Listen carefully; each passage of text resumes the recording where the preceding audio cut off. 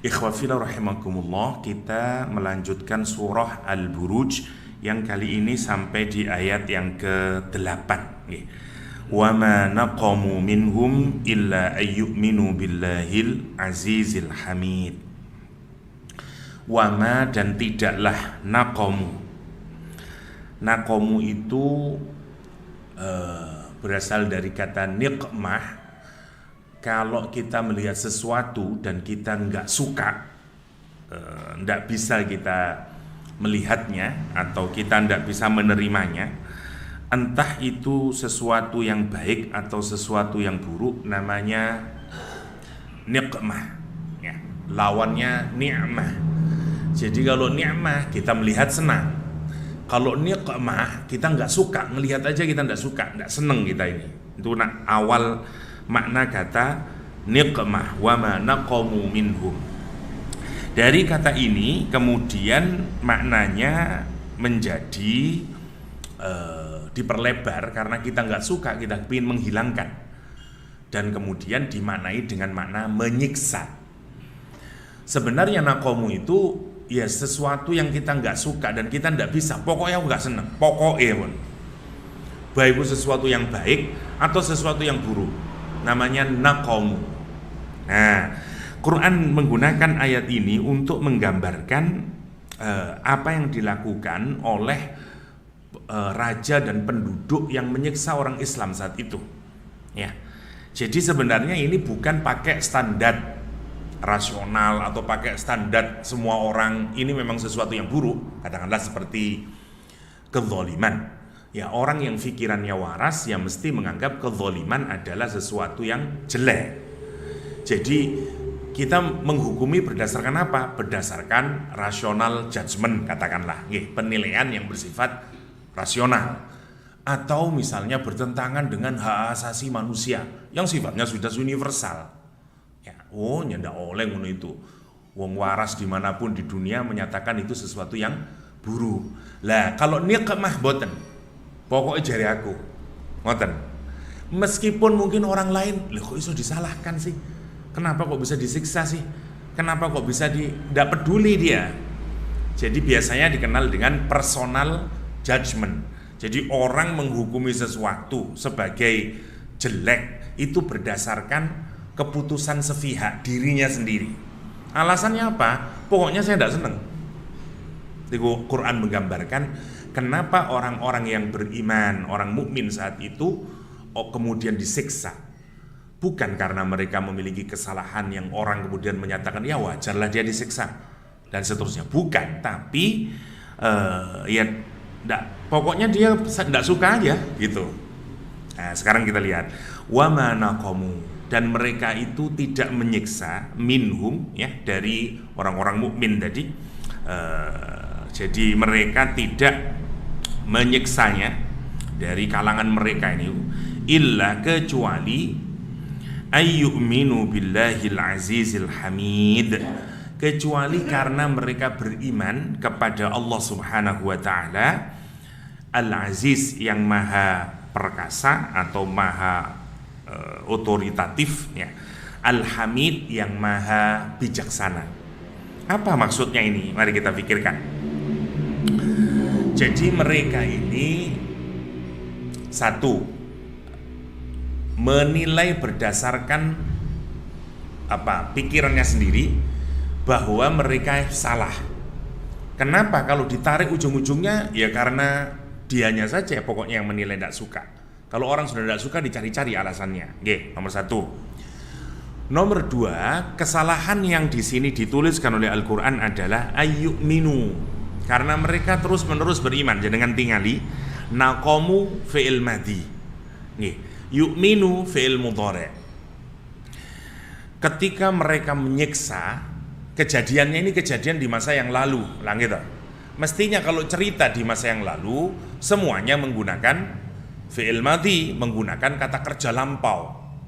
Ya, jadi tiadalah mereka menyiksa orang-orang mukmin itu kecuali karena mereka telah beriman. Nah, begitu dulu mestinya. Tapi Quran boten, ketika menyiksa menggunakan kata kerja lampau, tapi ketika menyatakan imannya mereka menggunakan kata kerja sekarang, fi'il mudhari'. Kenapa begitu? Karena Allah ingin menggambarkan orang ini terus-menerus beriman. Dia bukan iman sekali saja, dia terus-menerus beriman. Itu yang membuat raja dan rakyat saat itu, raja dan orang-orang zalim saat itu nggak suka dengan mereka nih. Masalahnya sekarang mari kita pikir, apa ada orang yang nggak suka karena kita ini beriman? Saya beriman sama Allah, saya beriman kepada malaikat, saya beriman, terus aku nggak seneng yang awakmu. Opo mergo awakmu beriman? Kan boten pati rasional toh. Karena apa hubungannya dengan orang lain? Kita ini tidak disukai orang meskipun personal judgment, ya. Aku pun tidak seneng yang awakmu. Opo salahku opo lah, ngoten toh. Mestinya orang itu. Meskipun orang itu penilaiannya sepihak, tapi mesti ada sesuatu yang membuat dia nggak nyaman, karena itu dia nggak suka. Lah gitu toh. Kenapa kamu nggak suka? Omongan nih loh, ngelarakno hati. Kenapa kamu nggak suka sama dia? Kenapa kamu gepuk dia ini? Aku mangkel pak, tatapane gue loh. Meskipun gesturnya itu, mesti ada sesuatu. Kamu gak dipikirkan. Ada orang disiksa karena iman. Memangnya iman salah apa? Iman itu ada dalam hati. Dan orang tidak tahu, tidak masuk akal itu orang disiksa karena iman. Lah, jawabannya itu terletak di belakangnya. Mereka itu bukan hanya beriman kepada Allah, tapi mereka beriman kepada Allah yang Al-Aziz, yang Al-Hamid. Musuh-musuh Islam itu bukan tidak suka dengan Islam hanya karena kita ini beriman kepada Allah, bukan. Tapi ketika kita beriman kepada Allah Al-Aziz. Nah, nopo Al-Aziz itu?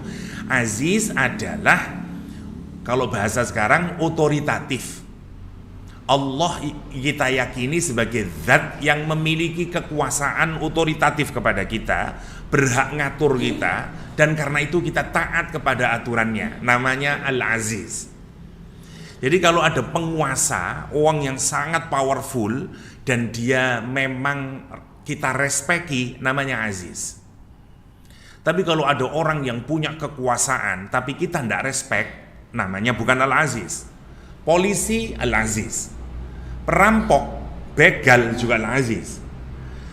Bedanya adalah kalau punya power, maksud saya sama-sama punya power nih. Polisi nangkep kita boleh, kenapa? Karena dia otoritas. Dia punya otoritas. Jadi kekuasaan itu kalau legitimate, istilahnya dalam ilmu politik namanya otoritas. Jadi otoritas adalah power, kekuasaan yang digunakan oleh seseorang, dan kekuasaan itu legitimate, boleh, benar secara hukum, karena dia punya legitimasinya. Jenengan yang ditangkap polisi, ono apa-apa, Pak kenapa sampean minta? Mana surat tugasnya? Nah, ngoten toh. Mana dia tidak bawa surat tugas, tidak bisa, dia tidak punya otoritas. Tapi kalau ada, ini lagi operasi, suratnya di sana ada. Memang sekarang operasi apalah, ketupat misalnya, karena mau lebaran misalnya, dan seterusnya. Maka otoritas namanya. Dan kita taat kepada orang yang memiliki otoritas. Oke.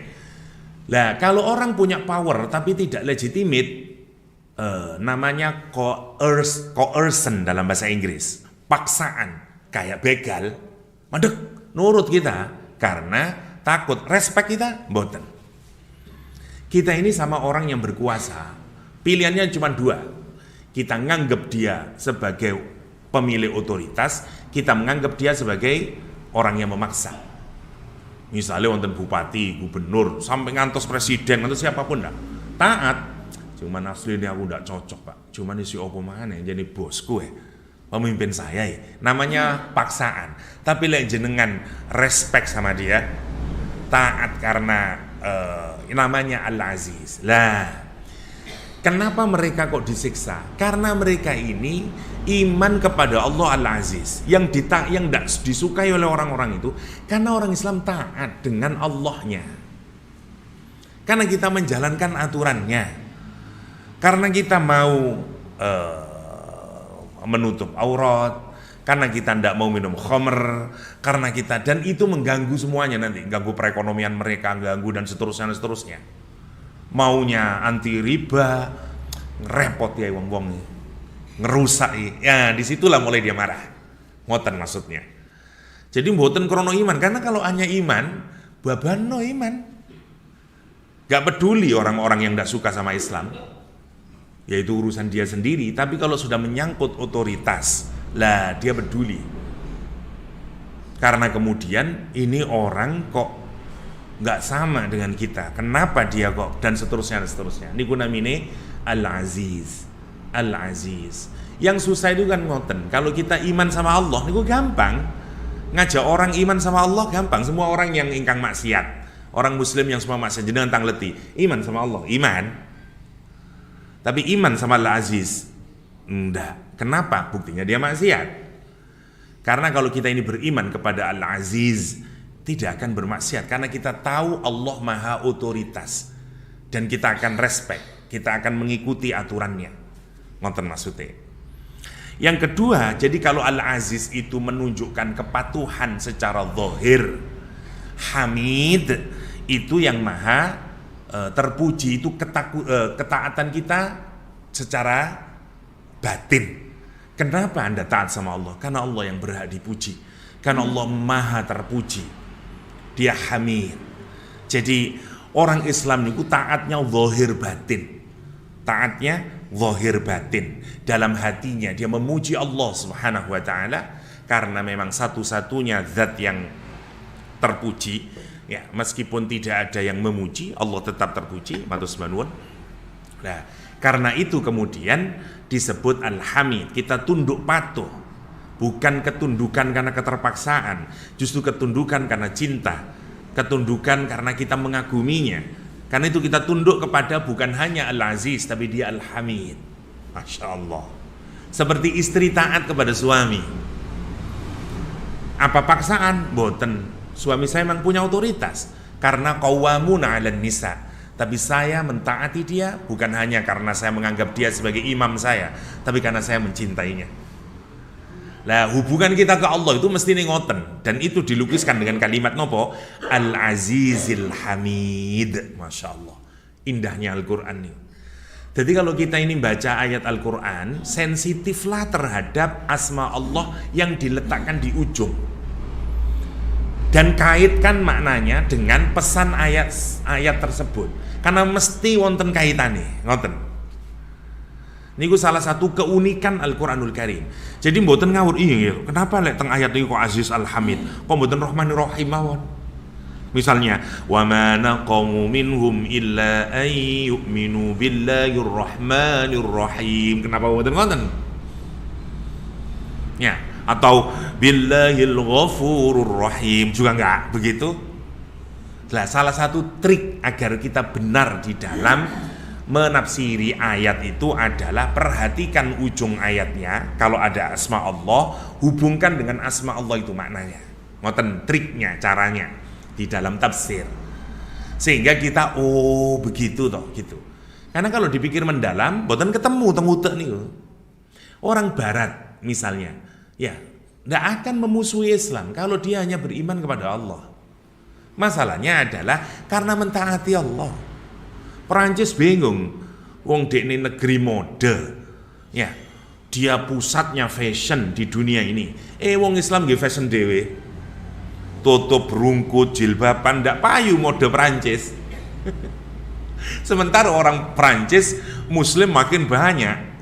Tentu ini melanggar atau bertentangan dengan keinginan bisnisnya.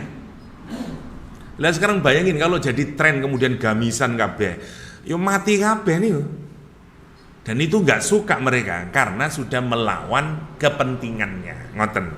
Wa ma naqamu minhum illa ayyuminu billahil azizil hamid. Sekarang kita bawa ke belakang. Orang Muslim itu hidup di kerajaan ingkang boten Islam.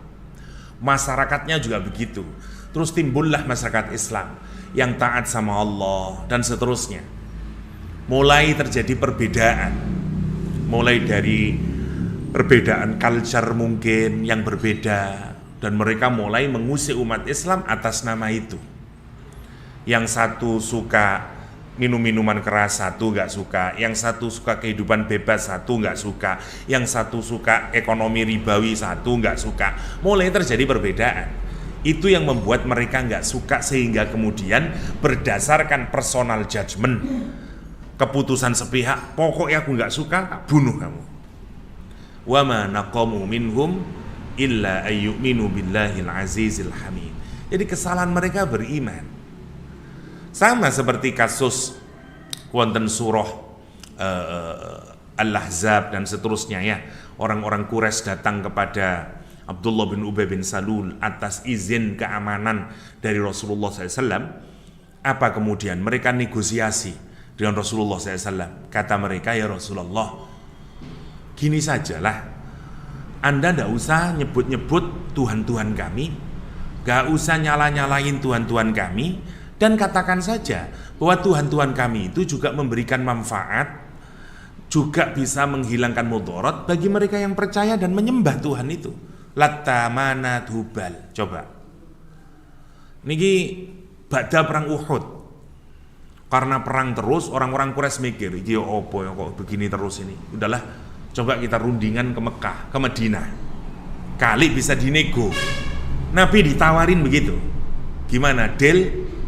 Seperti nopo namine sekarang lah, pluralisme. Wis lah, wis padha ngalahi mari, wis lah. Wong agama ya padha bener kok. Ngoten gampangane. You ndak menyalahin agama saya, saya juga ndak menyalahin agama kamu, dan kamu akui Muhammad bahwa agamaku itu ya bener. Bagi siapa? Bagi yang menganutnya. Ya itu aja lah. Nanti kalau kamu kayak begitu, aku tidak akan menyerang Madinah. Tawarannya menggiurkan, turun ayat Al-Quran dari langit.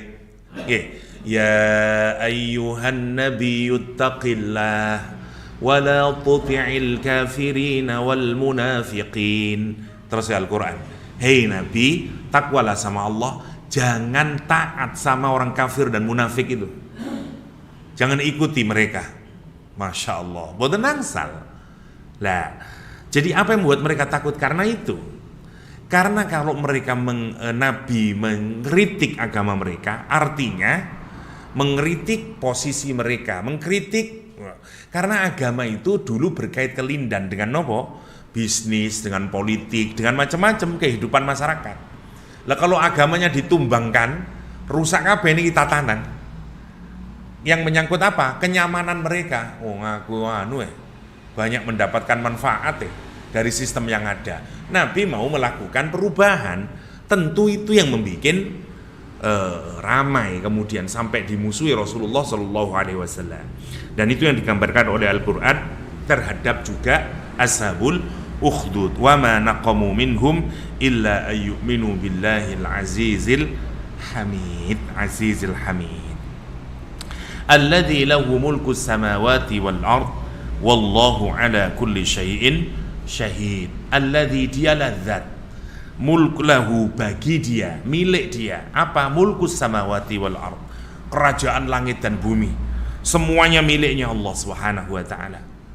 Nah, orang itu kalau milik, kalau memiliki, kalau dia menguasai, maka dia punya otoritas. Maka siapapun yang mengaku otoritas sebenarnya dipertanyakan. HP ini milik saya, karena itu saya punya otoritas atas HP ini. HP ini dalam kekuasaan saya, karena itu saya punya otoritas atas HP ini. Saya benak ngatur ini dia. Saya mau ngapa-ngapain terserah saya dong. Wong ini milik dan dibawa kekuasaan saya. Nah sekarang Allah itu mau menyatakan, orang-orang itu beriman kepada Allah, mengakui otoritasnya Allah, hidup dalam aturan Allah dan seterusnya, ya wajar toh. Loh memang dia milik saya, kata Allah. Jangankan alam semesta itu, hidung kita tidak memiliki, telinga kita tidak memiliki, rambut kita tidak memiliki, hatta seluruh diri kita bukan milik kita, dia miliknya Allah SWT. Dalam kekuasaannya Allah, bagaimana manusia tidak mentaati Allah, sang pemilik, sang raja dan seterusnya. Justru kalau saya taat kepada pemimpin yang bertentangan dengan otoritasnya Allah, hakikatnya sebenarnya saya keliru. Kenapa? Karena pemimpin itu tidak sungguh-sungguh memiliki saya, tidak sungguh-sungguh menguasai saya. Allah yang menguasai. Karena itu prinsipnya di dalam Islam, la ta'ata li basyarin atau la ta'ata li makhlukin fi ma'siyatil khaliq. Tidak ada ketaatan kepada makhluk kalau dia bermaksiat kepada Allah. Kenapa? Karena yang punya otoritas Allah. Karena itu diteruskan alladzi lahu mulkus samawati wal ard, milik kekuasaan Allah semuanya itu di langit dan di bumi. Wa huwa ala kulli syai'in syahid, dan Allah atas segala sesuatu syahid. Allah menyaksikan semuanya. Kalau orang mentaati Allah Subhanahu wa taala, kalau orang mengingkari Allah Subhanahu wa taala, aku kata Allah bi kulli syai'in, terhadap segala sesuatu syahid, aku saksikan semuanya. Masya Allah. Nah, jadi kalau orang mukmin itu bertakwa, sesungguhnya adalah ketaatan kepadanya, kepada Allah itu sesuatu yang masuk akal, rasional, dan memang seharusnya begitu. Oke, ayat ke-10 kemudian menjelaskan innal ladzina fatadul mu'minin wal mu'minat thumma lam yatubu falahum adzabu jahannam walahum adzabul akhariq. Innal ladzina fatanu, sesungguhnya orang-orang yang memfitnah al-mu'minin, orang-orang mukmin yang beriman laki-laki, wal mu'minat, dan perempuan yang beriman. Kalimatnya monggo diperhatikan. Allah tidak menyebut alladzina fatanul ladzina amanu. Kalimatnya fatanul mu'minina wal mu'minat. Dipakai kata benda, bukan kata kerja.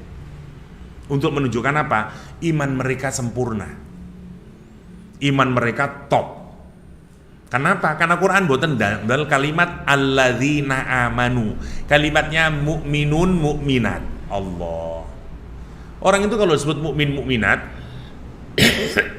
sudah berada dalam tingkatan atau level iman yang sempurna. Ya, karena itu semua kalau disebut mukmin sudah tidak dikritik lagi oleh Allah dan hadiahnya surga sudah. Misalnya Allah SWT menyatakan qad aflahal mu'minun. Ya, sungguh bahagia. Siapa? Orang yang beriman. Kalimat yang dipakai adalah menggunakan kata benda. Menggunakan kata benda karena imannya sempurna. Lihat, ayat ini sempurna. Apa maksudnya? Orang itu kalau kena fitnah, kalau diuji dengan ujian yang berat, itu tanda imannya sempurna. Karena salah satu fungsi dari ujian atau bala itu adalah untuk memurnikan iman, meninggikan level keimanan. Jadi semakin kita banyak diuji oleh Allah, berarti semakin tinggi kualitas iman kita. Tetapi mboten angsal njaluk, ya Allah, kula kepingin iman kula niki tinggi ya Allah, monggo pun jenengan kasih fitnah kula, mboten ngonten nggih. Nggih mboten angsal, tapi itu sudah bagian dari nopo perawatan Allah Subhanahu wa taala kepada kita. Samalah ujian itu kalau makin susah berarti nggih dhuwur level kecerdasannya orang. Ujian SD repot, tapi dibanding SMP ya repotan SMP. Ujian SMA lebih repot malih. Melbu perguruan tinggi tambah repotan malih. Alhamdulillah mantun-mantun mboten pati repot melbu ujian perguruan tinggi.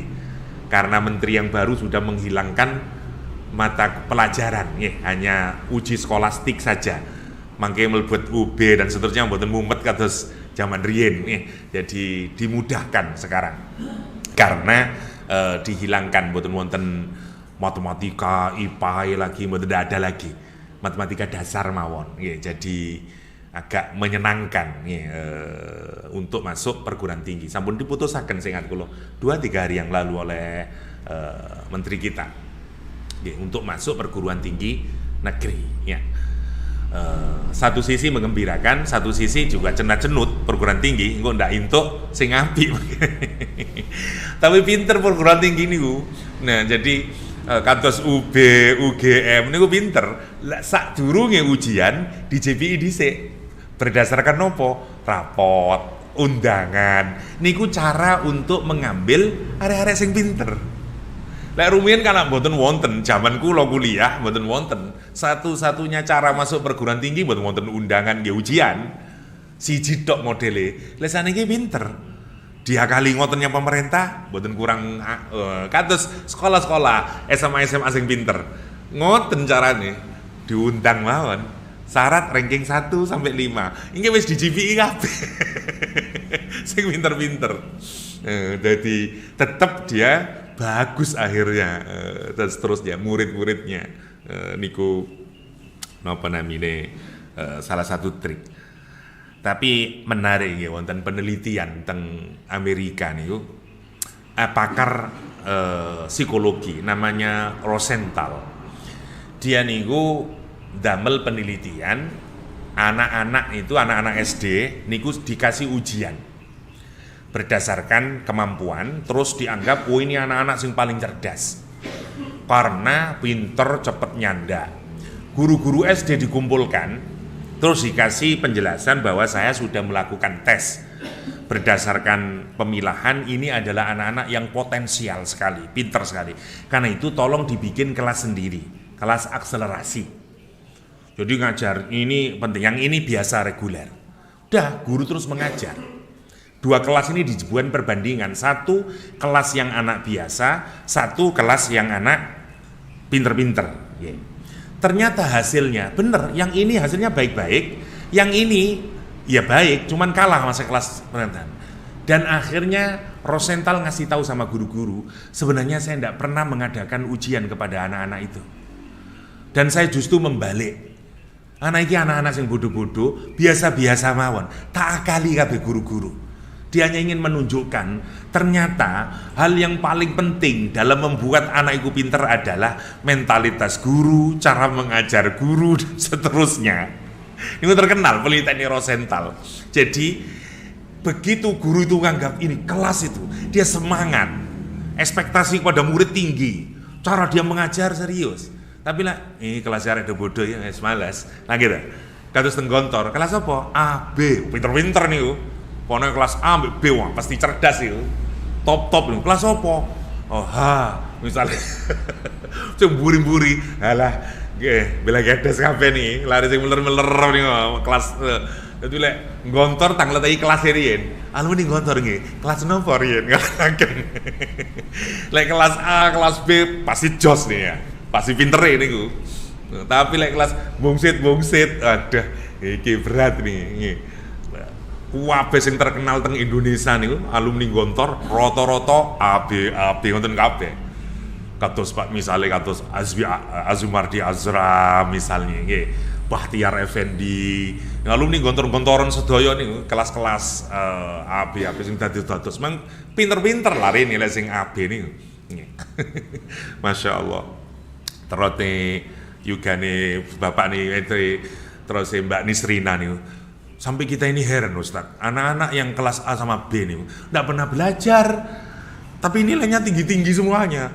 Lah yang kelas-kelas bawah itu sudah belajar terus nilainya jeglok terus ya wajar anak banyak ya. Tapi salah satunya juga harus dibalik, kadang-kadang karena mental guru itu ya, yang membuat anak boten lah. Menarik ya, orang kalau sudah disebut al-mu'minun oleh Al-Quranul Karim sama, dia istimewa. Karena itu fungsi bala atau ujian dalam hidup yang pertama adalah memurnikan iman. Karena itu prinsipnya semakin tinggi fitnah, semakin tinggi ujian dalam hidup, tanda iman kita tinggi.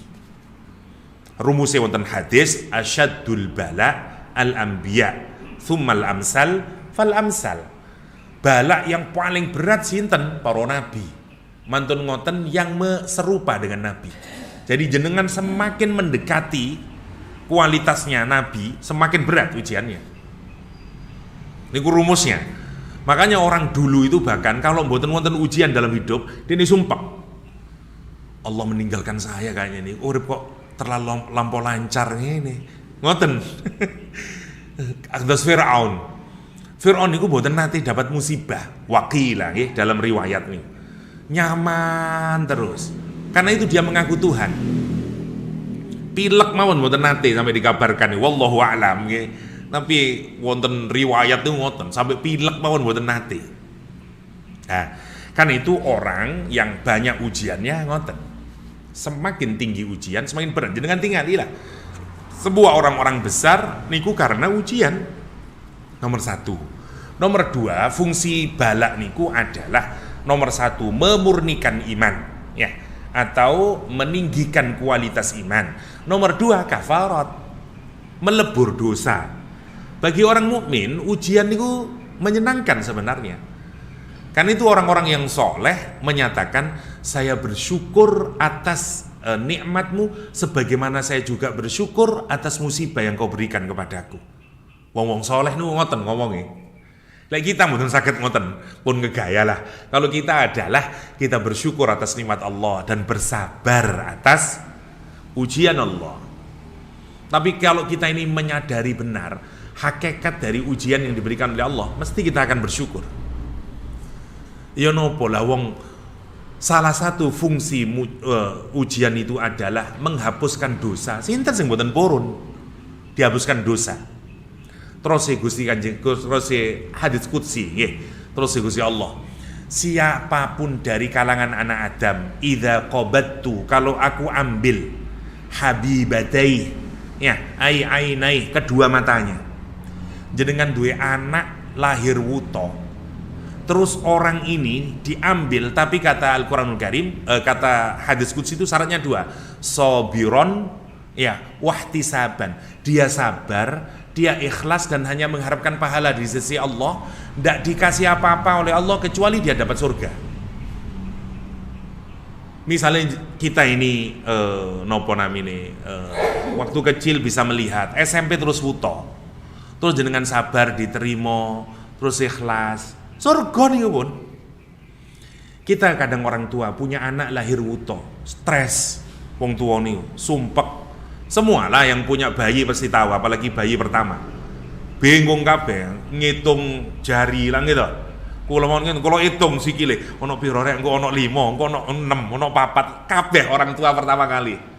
Tangannya dihitung 5, genep 5, sikil dihitung genep 5. Karena wedi, karena engkau dempet telu semuanya, termasuk kulo hitung nih, waduh, alhamdulillah genep kabeh, buat teman-teman cacate, nggih, masya Allah kalau kita pikirkan nih.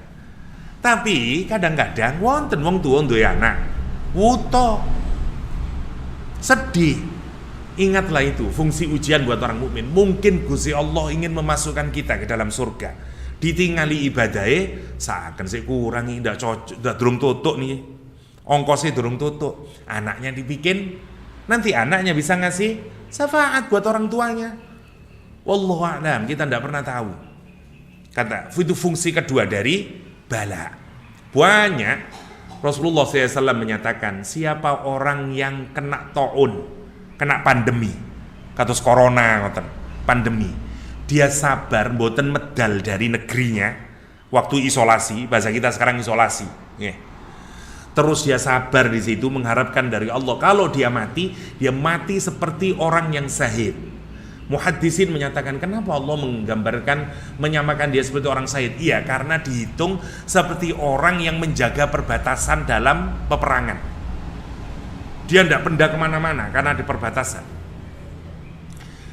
Ta'un dalam bahasa Arab, ya. Ta'un itu pandemi kalau kita. Dulu di Syria wonten pandemi. Waktu zamannya Umar bin Khattab, pandeminya kalau sekarang kolera lah. Belum ada obatnya. Imam Nawawi menulis kitab itu karena anaknya wafat. Anaknya Imam Nawawi kena kolera semuanya, kena pandemi kalau sekarang. Corona lah, seperti corona. Lah, semakin banyak yang mati. Bahkan kalau kita lihat bukunya Imam Nawawi itu, badlut apa namanya, ada ta'unnya saya lupa, sampai ada orang berjalan jatuh pingsan mati. Akhirnya yang menguasai Syria saat itu, yang diserai oleh Umar bin Khattab adalah Abu Ubaidah al-Jarrah. Laporan makin parah, ya. Jadi orang-orang yang masih sehat disuruh naik ke atas bukit, ke atas gunung, tidak boleh turun. Ini isolasinya. Yang sakit biarin di bawah. Abu Ubaidah al-Jarrah niku yang memegang tampuk kekuasaan Syria saat itu. Umar sebagai Amirul Mukminin hendak berkunjung karena dia pemimpin negara. Ya opo ini pandemi kok ya opo, kesana dia. Dan tidak boleh keluar orang, hanya ada di Syria. Lockdown kalau bahasa sekarang. Ya. Jadi banyak dulu itu ngalami pandemi menambutan kelintu kuto 15 atau 17. Kalau nggak ada tulisan tentang niku, bikin tulisan tentang pandemi di dalam sejarah umat Islam. Lah sampai di perbatasan disambutlah dengan Abu Ubaidah Al-Jarrah Umar bin Khattab. Ya. Tanyain ya apa? Ya Amirul Mukminin, semakin buruk. Orang-orang pada bergelimpangan mati. Terus ya Abu Ubaidah Al-Jarrah. Wong Islam nih sahabat banyak yang meninggal pada peristiwa itu. Kata Abu Ubaidah memang sekarang tapi yang masih sehat saya perintahkan untuk naik ke atas. Oke, gimana terus? Saya masuk ke dalam atau gimana? Rapat kemudian, rapat sebentar, para sahabat ngumpul, terbelah dua pendapat sahabat. Satu menyatakan, ya Amirul Mukminin, sebaiknya Anda jangan masuk ke Syria, pulang ke Madinah, karena sangat bahaya. Nanti jenengan ketularan corona, ibarat sekarang, mati, sementara Anda dibutuhkan oleh banyak orang, karena Amirul Mukminin. Sebagian yang lain masuk, karena itu tugas Amirul Mukminin. Ngapain kok wedi ambek corona? Kabeh ku takdire pangeran. Ngoten. Terbelah dua. Rodok mirip kali waktu awal-awal corona di kalangan umat Islam. Jadi wonten rumiyin ngoten niku. Dan siapa yang di kelompok jangan takut, Abu Ubaidah Al-Jarrah. Nah, sekarang mau dipikirkan. Dua sahabat ini adalah sahabat yang oleh Rasulullah dijamin masuk surga. Pun nganggep elek nggih, iki para sahabat top nih Abu Ubaidah Al-Jarrah niku. Tasih urip, Gusti Kanjeng Nabi pun ngomong Abu Bakar ahli surga, Umar ahli surga, Utsman ahli surga, Abu Ubaidah Al-Jarrah ahli surga. Jadi ini bukan orang ecek-ecek, ini jenderal umat Islam, top, mukmin sempurna dia. Pikirane ngoten. Lah, terus Umar memilih pendapat sing pundi? Mulai teng Madinah. Ngomong ngeten Abu Ubaidah, ya Umar, kenapa engkau takut sama takdirnya Allah? Lah ndak ditakdir kena corona. Lah apa kok wedi niku? Ngoten coba bayangaken. Niku Abu Ubaidah Al-Jarrah. Umar kecewa. Nopo terus Umar? Waihat, celaka engkau. Saya amat sangat kecewa. Kenapa yang berkata begitu itu engkau ya Abu Ubaidah Al-Jarrah? Ya tentu dibanding level Umar lebih tinggi kualitasnya. Karena Umar nomor 2 setelah Abu Bakar As-Siddiq. Kata Umar bin Khattab, aku memang lari dari takdirnya Allah, tapi menuju takdir Allah yang lain. Dan ini terkenal ucapannya Umar ya. Saya lari dari takdir Allah yang satu, tapi menuju takdir Allah yang lain. Tapi nanti wafatnya Abu Ubaidah apa? Ya kena tahun. Karena beliau tidak mau pulang. Umar sampai seakan, meskipun kuat orangnya, jadi dia tetap ngawasin masyarakatnya. Dia bertanggung jawab. Karena saya gubernurnya, ibaratnya. Dia bukan gubernur, tapi diserai oleh Umar untuk mengawasi Syam semuanya. Jadi mulai Palestina, Libanon sampai Syria. Niku sing punya otoritas Abu Ubaidah Al-Jarrah. Ya. Nopo terus Abu Ubaidah, saya ndak. Umar itu pun tutup Madinah. Kepikiran koncone ini. Ya Abu Ubaidah iki.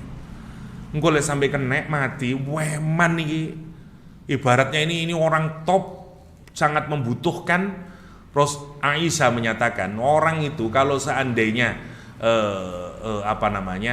yang paling layak untuk jadi pemimpin Abu Ubaidah Al-Jarrah. Karena disebut sebagai Nabi sebagai orang yang paling amanah. Lah mestinya beliau yang jadi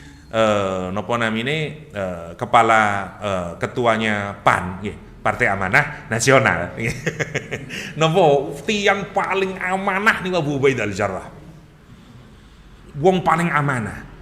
Bayangin sampai dia ndak mau meninggalkan Syria hanya karena iki amanah saya. Sampai mati saya ndak takut.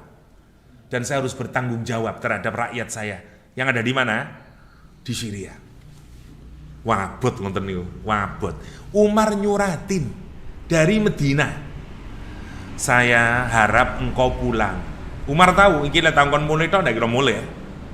Kenapa? Karena dia pasti paling aman Anda mau pulang dia. Umar menyatakan ini, Medina membutuhkan Anda untuk saya angkat kalau sekarang menjadi nompolah kepala badan intelijen ibaratnya ngoten lah. Kirim surat nih Abu Ida moco aku ru maksudnya Umar nih. Wong podo-podo wali ini Gusti Allah nih. Sama-sama kekasih Allah. Katanya Abu Ida, aku ru Umar iki etok-etok iki. Saking sakene yang aku. Niate ndak ngene Umar. Dan dia ndak nurut sama Umar. Enggak, bilang sama Amirul Mukminin, saya tetap ada di Syria menjaga masyarakat saya. Dan beliau termasuk sahabat yang meninggal dunia karena taun. Ya, karena pandemi. Karena itu kalau kita lihat ada orang yang kena, jangan merasa dia paling kurang imane. Makanya, boten nopo-nopo. Kalau dia ikhlas, maka dia dapat pahala syahid. Jenengan gak ada bapak, gak ada bojo, gak ada anak, gak ada sinten mawon sing wingi corona. Lek dene ikhlas waktu syaratnya lek wonten hadis niku dia ikhlas saat nopo? Saat diisolasi. Syaratnya ngoten, dia tidak meninggalkan negeri. Jenengan mboten percaya waos teng Riyadhus Shalihin babus sabr. Hadis ke 34 35-an seingat kula. Riyadhus Shalihin.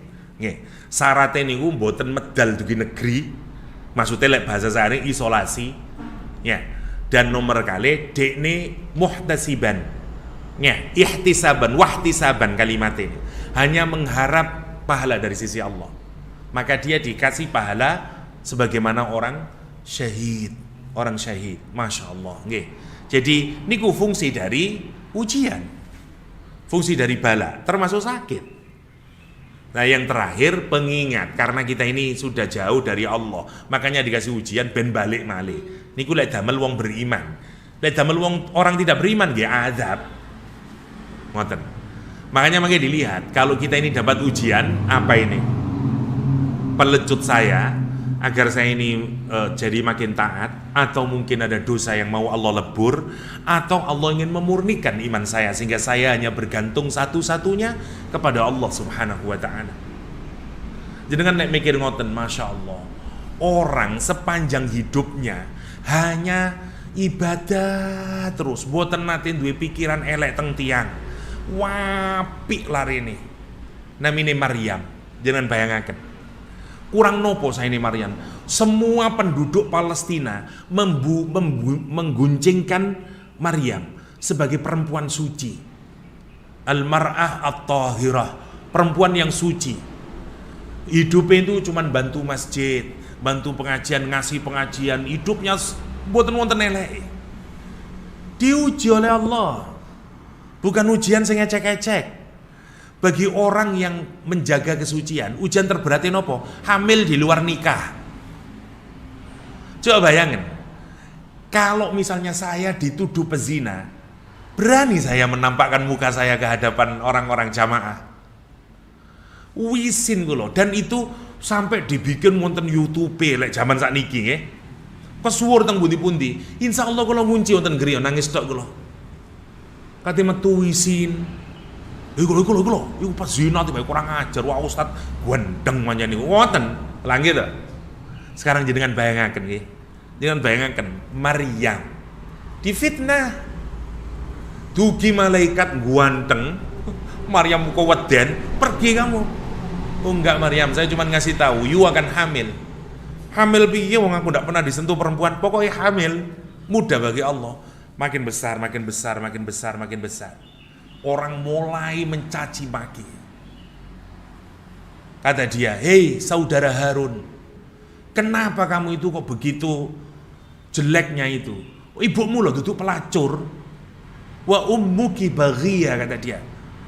Kon ku dulure Harun. Harun itu bukan Harun ini biasanya orang yang tidak mengerti Quran menganggap salahnya Al-Quranul Karim. Dikira Maryam punya saudara laki-laki namanya Harun. Boten. Dulu Nabi itu kan wonten kalih zamane Nabi Musa. Satu Nabi Musa, duanya Harun. Musa niku sing keras, gampangane lek saniki, ceplos-ceplos. Harun niku kalem tiange. Kalem, enak lek ngomong niku Harun. Maryam itu keturunane Nabi Harun.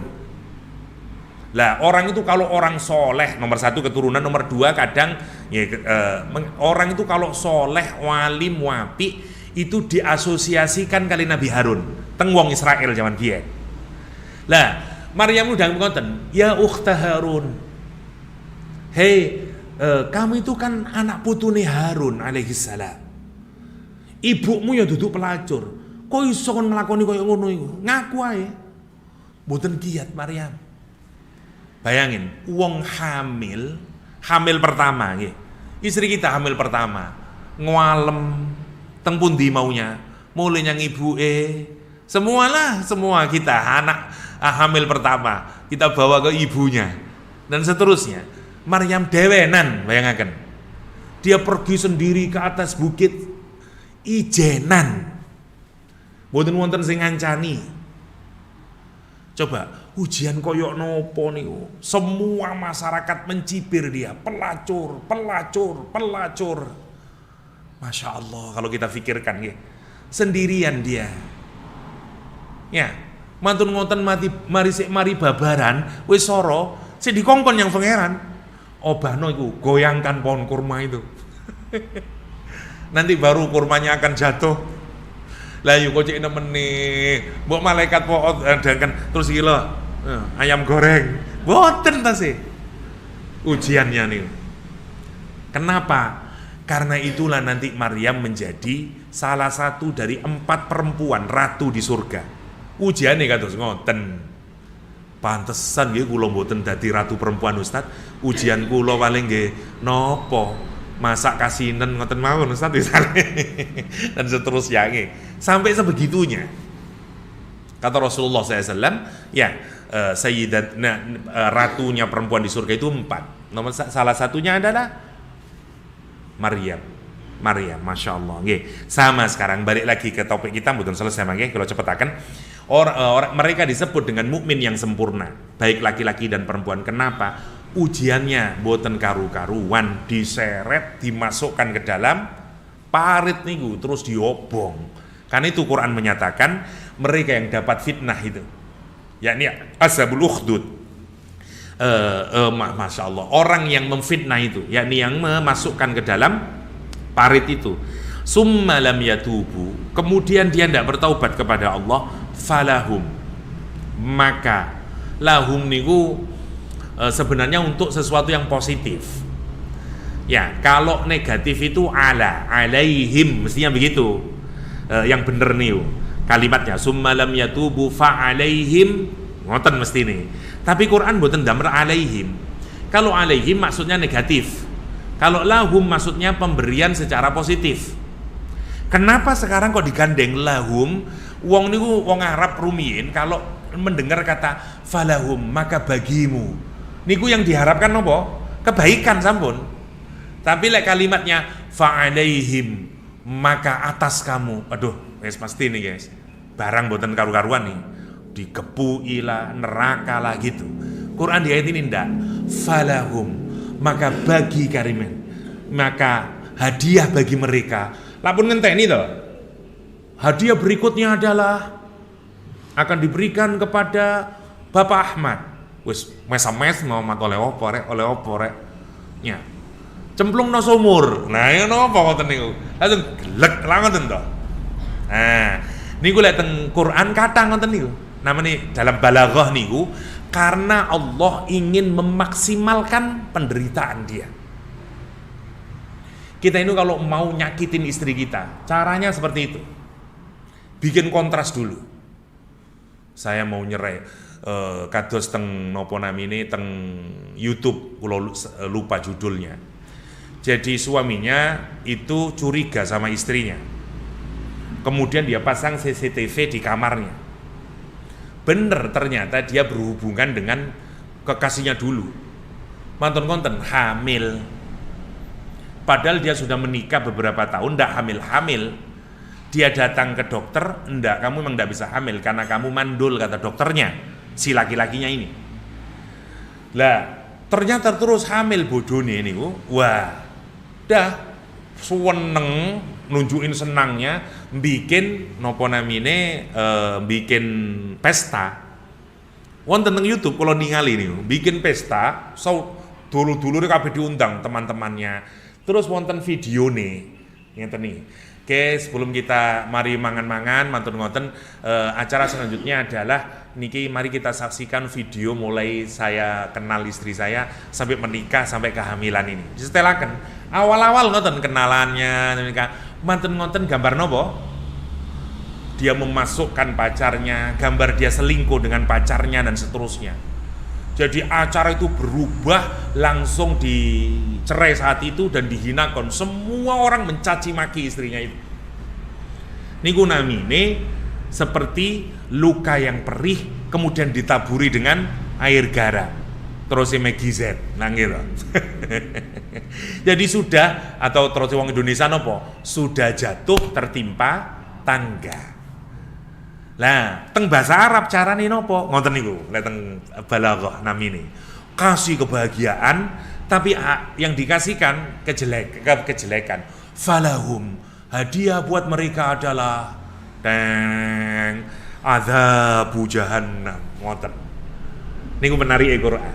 Lah, ngoten niku mboten saged dimaknai secara terjemah.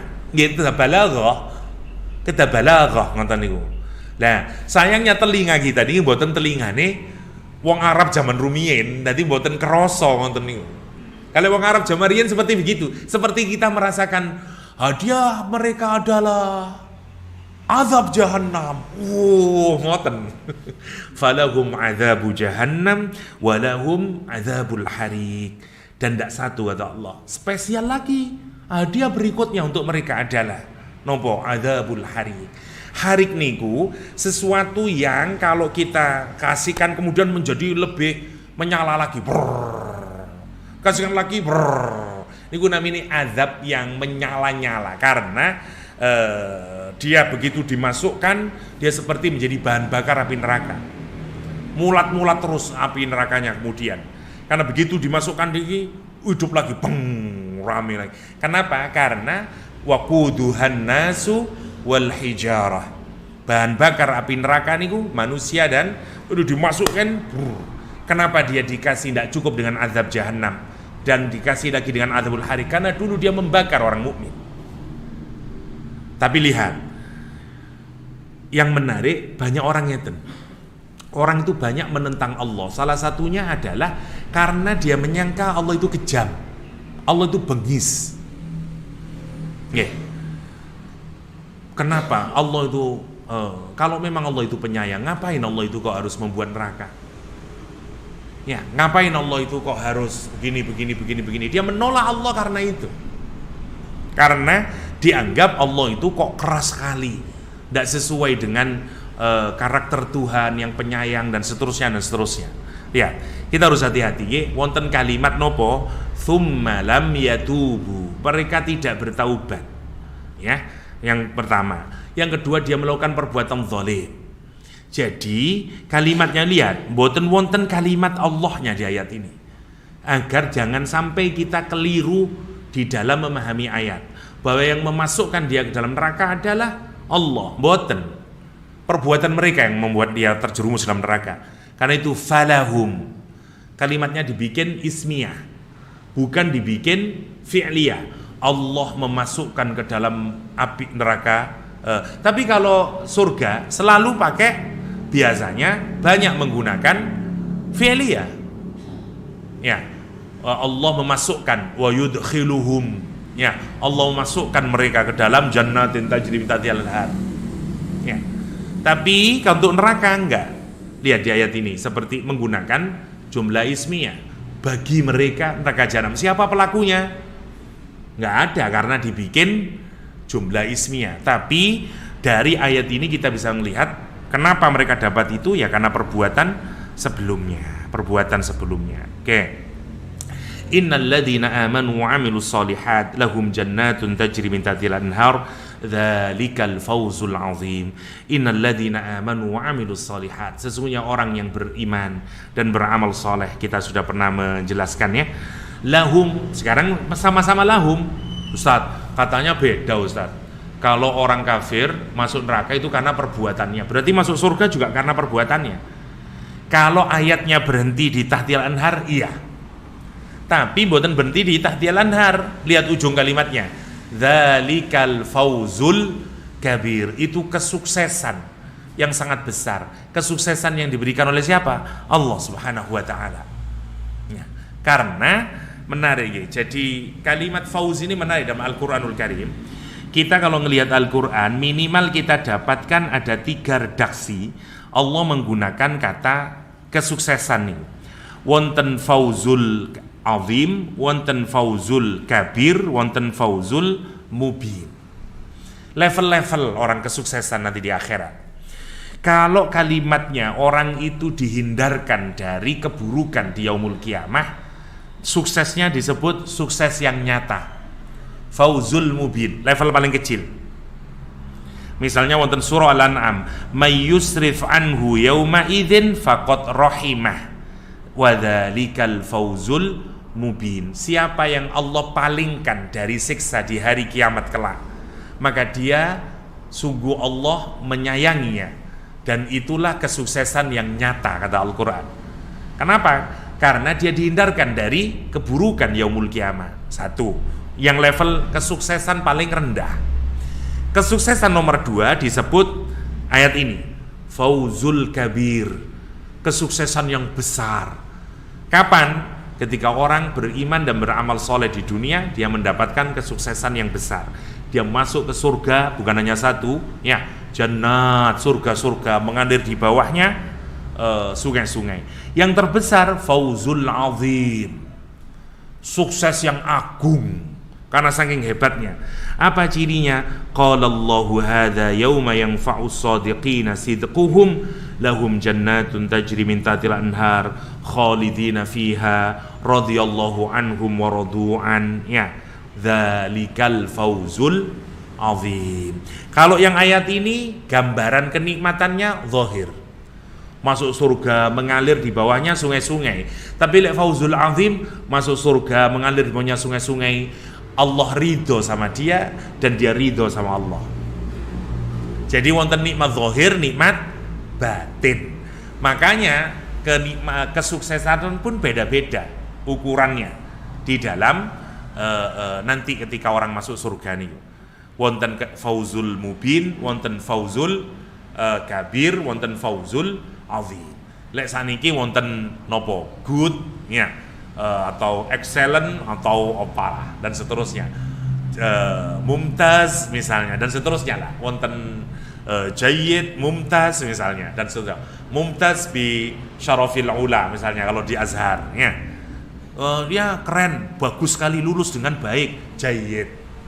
Lulus cum laude, mumtaz, top nih, tapi dengan mumtaz dengan kehormatan, ini paling tertinggi ya. Seperti Pak Bura Shihab dulu lulus bukan hanya mumtaz bi syarafil ula, ya, orang paling tertinggi beliau dan seterusnya. Atau putranya Mbak Maimun Zubair juga sama, S3-nya lulus di Azhar dengan lulusan paling tertinggi dan banyak iya.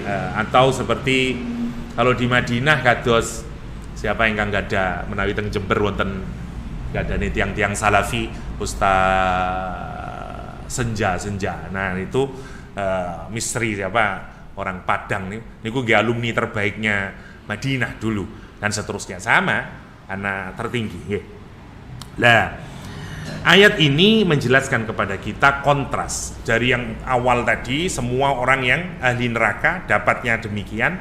Yang pertengahan sekarang Allah menjelaskan orang surga. Ada Raymond Farin, orang Amerika yang menjadi guru besar sastra Arab di Kuwait, itu menunjukkan strukturnya surat Al-Buruj. Kata beliau, ayat ke-11 ini adalah tengahnya, karena jumlahnya wonten 22 menanggutan kelintu ya surah ini. Jadi ayat ke-10 sampai ke atas itu adalah terbagi menjadi 3 bagian besar, 3 atau 4 kalau supel lah, 3 menawi mboten keliru, 3 atau 4 bagian besar. Terus ini bagian yang kelima, 4 belakangnya nanti bagian yang kedua. Maksudnya ngeten, bingung kalau jelasakan kecepetan. Quran niku nggak ada struktur piyambak, mboten seperti kalau kita menulis. Ya, kalau kita menulis strukturnya niku linear ngeten. bab siji, terus dadi bab loro, dadi bab telu, dadi bab papat, kesimpulan. Jadi cara berpikir kita linier, mboten muter, mboten siklikal ngeten.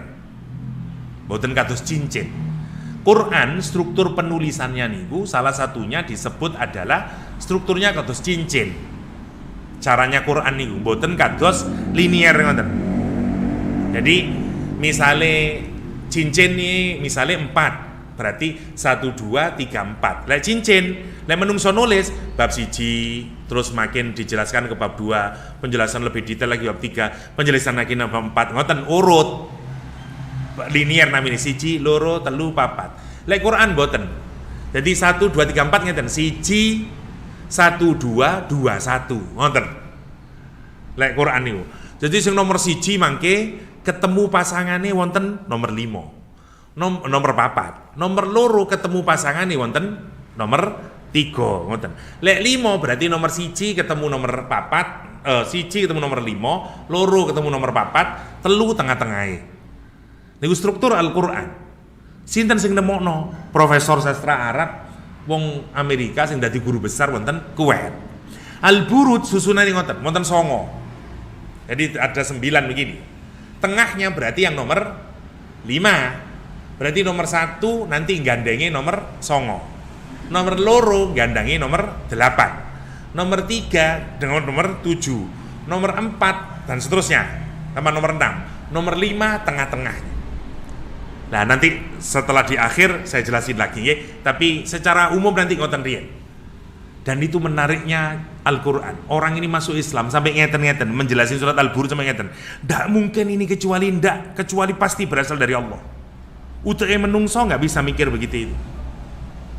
Jenengan saged damel 22 kalimat terus ale mikir, engko kalimat yang 22 kudu nyambung ambek kalimat nomor 1.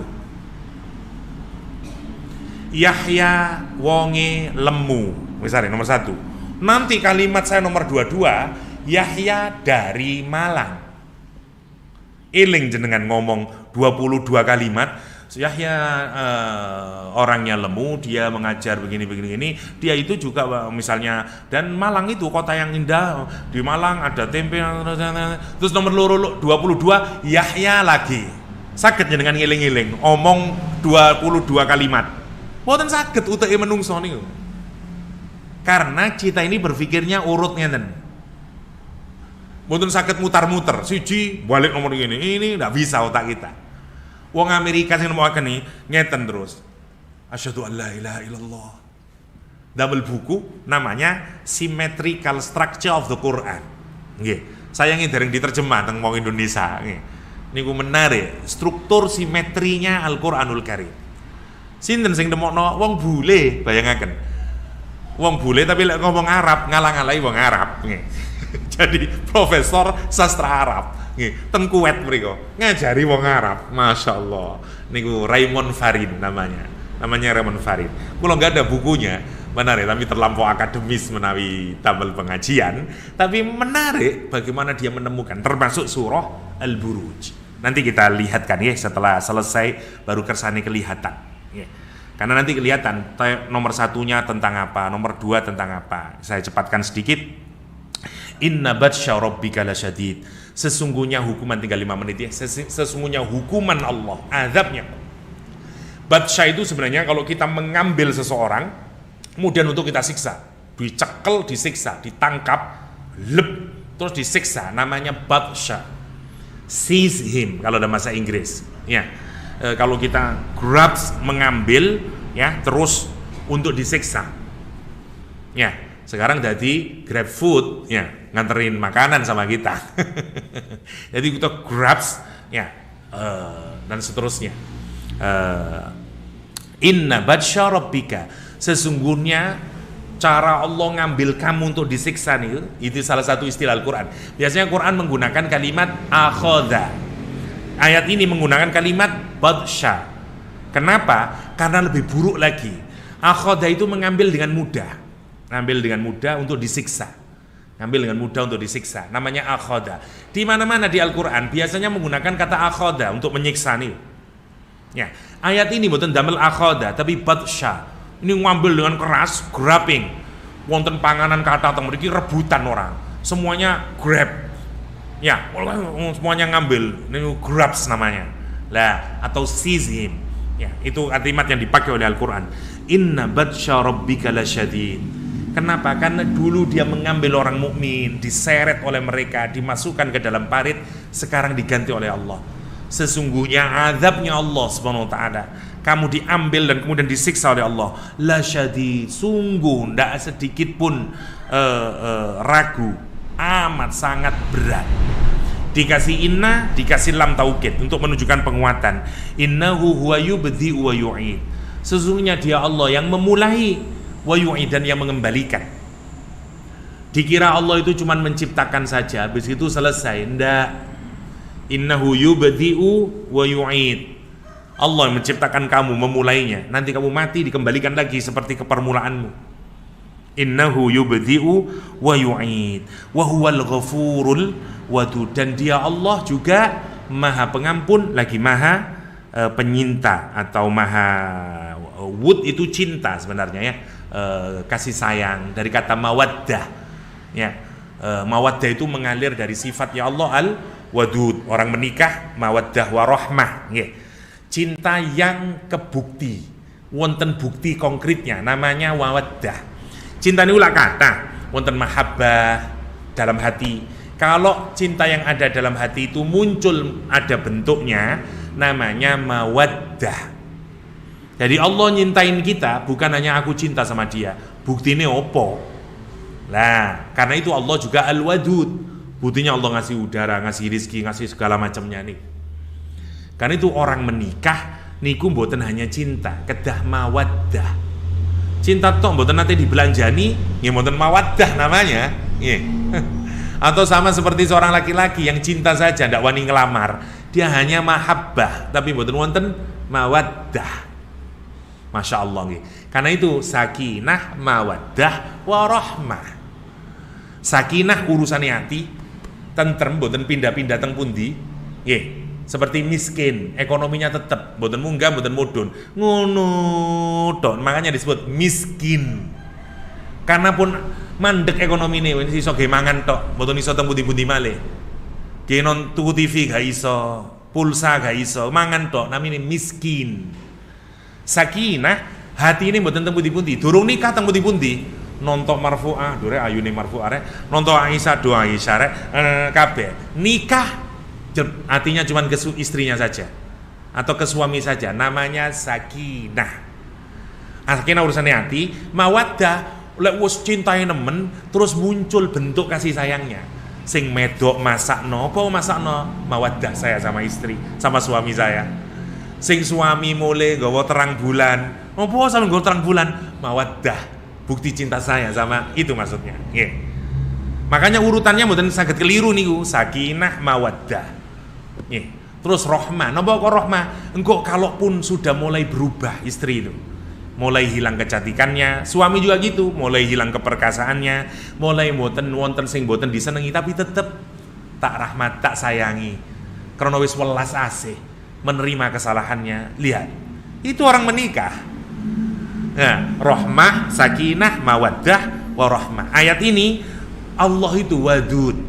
Nah, saya sudahi sampai di ayat sini ya, tinggal sedikit sebenarnya.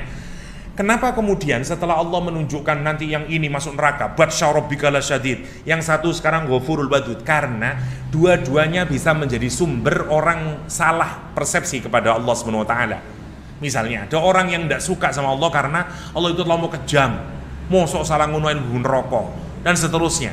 Dan dia lari dari Allah Subhanahu wa taala. Yang kedua, orang juga lari dari Allah SWT karena menyangka Allah itu terlampau penyayang, sehingga dia juga lari dari Allah. Alah, aman kok, Pangeran Maha Pengasih. Dua-duanya bisa menjadi penyebab orang lari dari Allah. Karena itu harus dua-duanya disadari Allah itu, mboten kok satu tok. Yang mengenal Allah dengan Ghafur juga berbahaya kalau hanya mengenal Allah dengan Ghafur tanpa menyadari inna batsya rabbika lasyadid.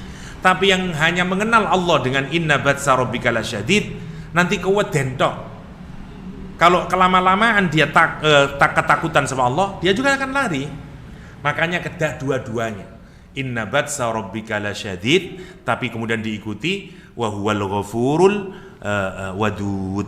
Dia juga Maha Pemaaf.